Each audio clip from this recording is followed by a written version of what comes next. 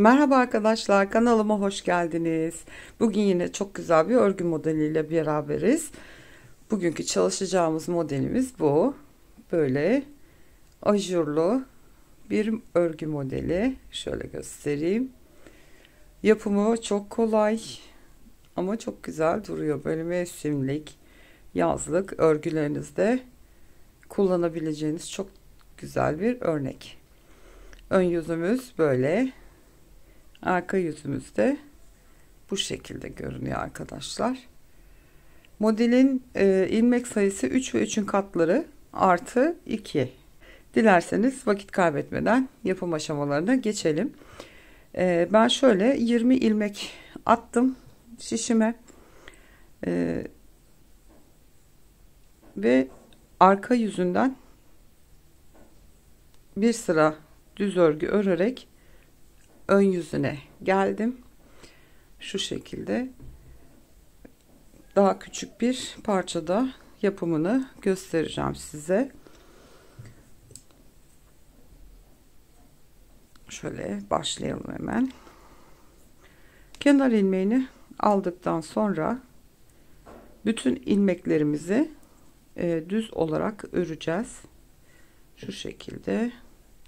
Ben bunda şimdi lastik çalışmayacağım. Siz dilediğiniz lastik modelini uygulayabilirsiniz. Ben bütün ilmeklerimi şimdi bir sıra düz olarak öreceğim. Modelimizin ilk sırası ön yüzdeyiz. Lastikten sonra öreceğimiz ilk sıramız bu.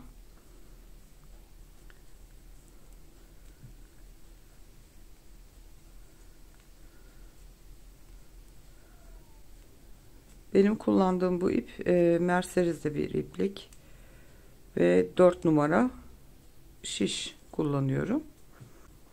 Elinize uygun şiş numarasıyla örebilirsiniz. Arka yüzünde kenar ilmeğini aldıktan sonra bütün ilmeklerimizi ters olarak örüyoruz. Modelimizin ikinci sırası, arka yüzündeyiz. Bütün ilmekler ters olarak örülüyor.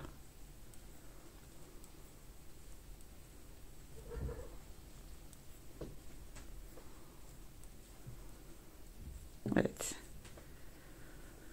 Ön yüzünde üçüncü sıradayız. Kenar ilmeğini örerek başlıyorum. Ve yine bütün ilmeklerimizi düz olarak sıra sonuna kadar örüyoruz. İlk 4 sırası 4 sıra düz örgüden oluşuyor. Arkadaşlar şu anda 3. sırasını örüyoruz. Gayet kolay, gördüğünüz gibi düz örgü ve ajurlu kısmı da çok basit ama çok güzel kabarık kabarık, boncuk boncuk duruyor. Arka yüzüne geldik, 4. sıradayız ve kenar ilmeğinden sonra bütün ilmekleri ters olarak örüyoruz.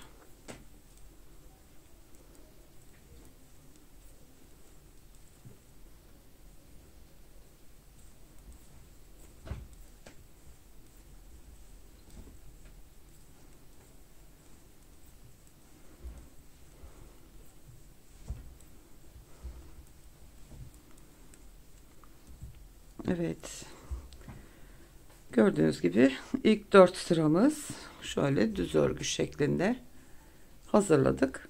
Şimdi modelin 5. sırası ön yüzündeyiz. Kenar ilmeğini ördüm. Siz örüyorsanız arka sırada kenar ilmeğini aldıktan sonra bir tane doluyoruz. Sırasına gelen 2 düz ilmeği kesiyoruz düz olarak ve bir tane düz ilmek örüyoruz. Bir tane doluyoruz. 2 ilmeği birlikte alarak düz örerek kesiyoruz ve bir tane düz ilmek örüyoruz. Bir doluyoruz. Bir kesiyoruz. Bir örüyoruz. Bir dola, bir kes, bir ör. Doluyoruz. Kesiyoruz. Bir tane örüyoruz. Doluyoruz. kesiyoruz, bir tane örüyoruz ve kenar ilmeğimiz. 5. sıra ön yüzde bu şekilde arkadaşlar. 6. sıra arka yüzünde kenar ilmeğini örüyorum. Ön yüzde yaptığımız işlemin aynısını arka sırada da yapacağız. Ne yapmıştık? Kenar ilmeğinden sonra hemen bir tane doluyoruz. Sırasına gelen 2 tane ilmeğim ters ilmek. Bunları düz örgü örer gibi kesiyoruz. Ve doladığımız, bir önceki sırada doladığımız ilmeği de düz olarak örüyoruz. Ajurumuzu yapıyoruz. Bir tane doluyoruz. 2 ters ilmeğimiz var. Düz olarak kesiyoruz. Bir önceki sırada doladığımızda yine arkasına düz olarak örüyoruz. Bir tane doluyoruz. 2 ters ilmeğimiz düz örer gibi kesiyoruz. Ve bir önceki sırada doladığımızda düz olarak örüyoruz. Doluyorum. Kestik. Doladığımızı da düz olarak ördük. Doluyorum. Kesiyorum. Bir tane düz örüyorum. Doladım. Kestim. Bir önceki sırada doladığımızı düz örüyorum ve kenar ilmeğim. Evet, model aşaması bu kadar arkadaşlar, yapımı. 2 sırada ajurlu örneğimizi koymuş olduk. 6. sıraydı bu. İlk modelimizi bitirmiş olduk. Şimdi tekrar 4 sıra düz örgü öreceğiz. Kenar ilmeğini ördüm. Bütün ilmekleri düz örgü olarak örüyoruz. Doladığımız ilmeklerde önde ters görünüyor tabi. Arkada ördüklerimiz onları da. 4 sıra düz örgü yapacağımız için bütün ilmeklerimizi ön yüzde, ikinci modelin ilk sırası düz örüyoruz. Bütün ilmekleri bu şekilde örüyoruz arkadaşlar.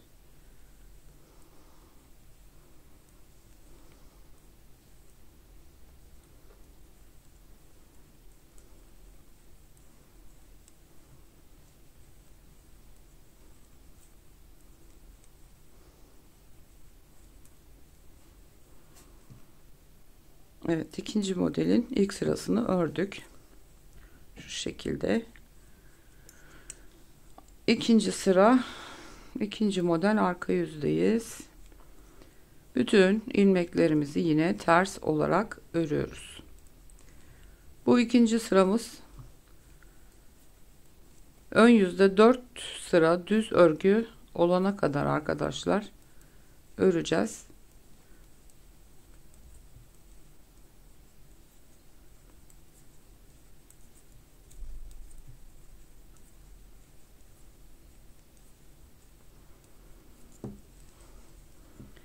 Evet, şu şekilde ajurdan sonra 2 sıra ördük. Şimdi ben 2 sıra daha öreyim.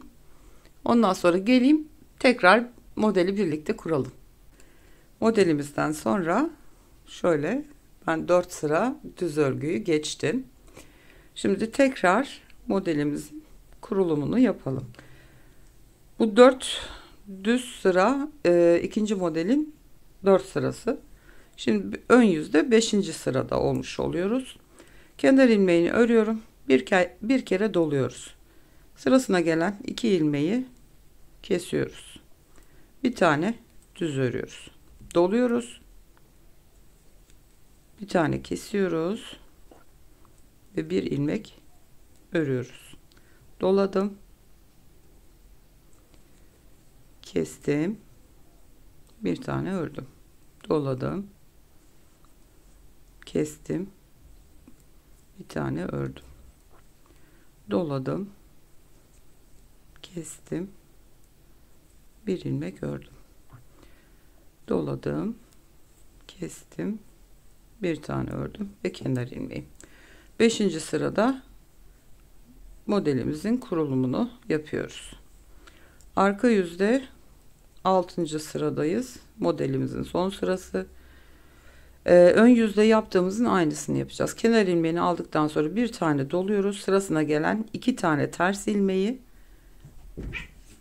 düz örgü örer gibi kesiyoruz. Ve bir önceki sırada doladığımız ilmeği düz ilmek olarak örüyoruz. Doluyorum. 2 ters ilmeği düz örer gibi kesiyorum. Ve doladığımız ilmeği düz ilmek olarak örüyoruz. Doladım.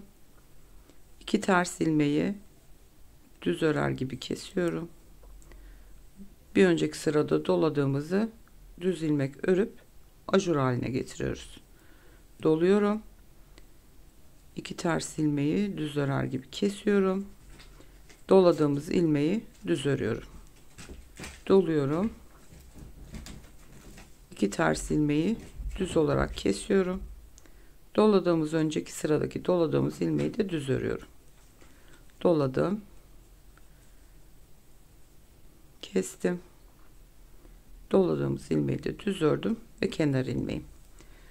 Evet, 6 sırada modelimiz bitiyor arkadaşlar. İlk 4 sırası zaten düz örgü olarak gidiyor. 2 sırada da örneği koyuyoruz. Toplamda 6 sırada modelimiz bitmiş oluyor. Evet, 2 sefer birlikte örmüş olduk. Şöyle tekrar büyük parçada göstereyim. Böyle çok güzel, böyle kabarık kabarık ajurlu yazlık ve baharlık uygulayabileceğiniz bir örgü modeli. Umarım beğenmişsinizdir. Bir sonraki videoda görüşmek üzere. Kendinize çok iyi bakın. Hoşça kalın.